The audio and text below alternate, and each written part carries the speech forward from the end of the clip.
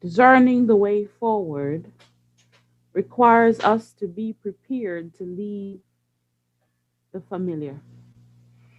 It is said by an unknown speaker that the road of life can only reveal itself as it is traveled. Each turn in the road reveals a surprise. Our future is hidden. Moving forward requires an openness and a preparedness to leave the familiar and venture into the unknown. It often requires the willingness to move beyond the way things have always been and try other ways of doing the same thing. It requires making a step of faith solely on the knowledge you have now and trusting ourselves, trusting those giving advice, and trusting God.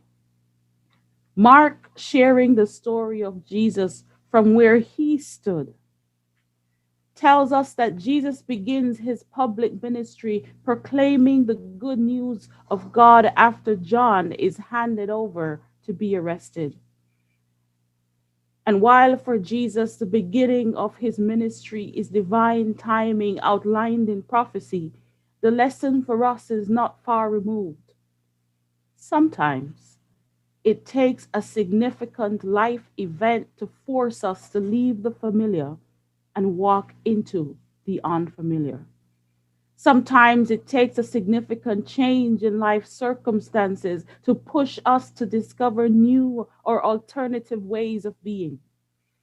Certainly, this pandemic is a life event that has, for many people, helped them discover career opportunities and hobbies and strengthen their physical health and faith and meditation practices. The problem is that many of us are afflicted with an emotional and mental response in crisis that do not move us forward in the most adaptive way. Peter Walker, in describing complex post traumatic stress disorder, says in crisis, we either engage in fight, flight, freeze, or fawn as defense responses. And in the context of change, these responses are our attempts to maintain our connection and attachment to the familiar. What if I told you that, like Jesus and John, we could discern the way forward and free ourselves from the four F's of CPTSD by preparing ourselves from the outset to be willing to leave the familiar? What if I told you that we do not need to be paralyzed by the unfamiliar? We do not need to avoid the unfamiliar, to fight vigorously against the unfamiliar, but instead we can move forward into it if we prepare ourselves by seeing the unfamiliar not as an enemy to our familiar, but as an opportunity to be and to do something different that will add or invigorate the familiar. Mark tells us that Jesus, while passing the Sea of Galilee, which was a freshwater lake, sees Simon and his brother Andrew, fishermen, casting their net, doing what they always do, the way they have always done it. Mark says that Jesus invites them to follow him and he will make them fish for people. I pastored a 3-point charge once, three congregations at once, with one of them being in a fishing community. Any plans that were made in that congregation considered the fishing community's routine. And working in that community, I learned that most of their work begins early in the morning and ends late at night. It was a routine of casting and pulling and sitting and mending and waiting. It is something that they grew up seeing their fathers and grandfathers doing and their mothers helping. It is a trade that many fathers expect to be passed on to their children. It paid the bills, it fed the family, it provided security, and it was the retirement plan all wrapped into one. It was tradition and it was familiar. So when Jesus invites them to follow him, I understand what they were leaving. He was asking them to leave the only way they had known, to leave the familiar and enter into the familiar, the unfamiliar. Mark tells us that immediately Simon and Andrew left their nets and followed him. Now, Mark loves the word immediately. Immediately is used 59 times in the New Testament, and Mark alone uses it 41 times. So the word immediately in Mark's case was his way of moving the story along. So Mark tells us that immediately Simon and Andrew left their nets and followed Jesus. And then he moves on to Jesus calling James and John, who were in their boat mending nets with their father. And they immediately leave their father in the boat with the hired men and also follow him. If you were them, would you do it? What would you be prepared to walk away from to respond to the ministry invitation that Jesus is offering you? What are you prepared to put on hold to fulfill a role in church settings? What is first in your life? And are you willing to replace it with ministry? How willing are you to go and do what you have never done before? How willing, how prepared are you to leave the familiar for the unfamiliar? And though Mark has the tendency to use immediately quite liberally, let's interpret the immediacy of their response to mean they did not give his request a second thought. So, why would Jesus call fisher people to disciple them into leaders in the church? Like you and I, every disciple of Jesus has something to offer towards the building of the kingdom. Our gifts, or talents, or life experiences, even our careers, past and present, can be used to send the message of the good news. See, the work of discipleship is not about skill building, it is about character building. So, why did Jesus call them? He saw that they had the foundational character traits to be disciples. The career of a fisher person takes discipline, it takes commitment, it takes persistence, it takes patience. Fisher people learn to take risks with the hope that things will work out. They keep trying even if they failed the last time. They do not give up until they achieve their goals. Those are character traits you need to be a disciple of Jesus: discipline, commitment, persistence, patience, hopefulness, and an openness to take a leap of faith. The disciples were not fully ready.